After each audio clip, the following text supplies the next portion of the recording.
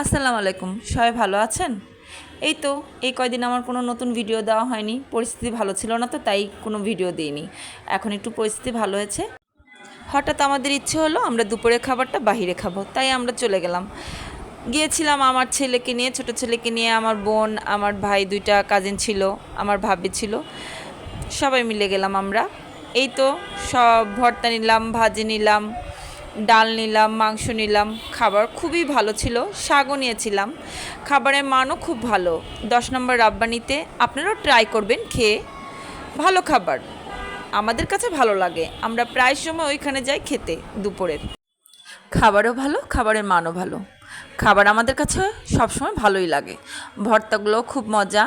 এখানে সবজি, ভাজি, ডাল, শাক, মাংস, দেশি মুরগির মাংস, তারপর গরুর মাংস, এগুলো নিয়েছিলাম আমরা। আর আমার ছেলের জন্য নিয়েছিলাম রোস্টার পোলাও। আর লোকেশনটা আপনাদেরকে বলে দিচ্ছি, 10 নম্বর রাব্বানি, মিরপুরে। আসবেন কিন্তু আপনারাও। আমার ভিডিওটা দেখবেন, লাইক, কমেন্ট, সাবস্ক্রাইব করবেন কিন্তু। আর সবাই ভালো থাকবেন। আল্লাহ হাফেজ, টাটা।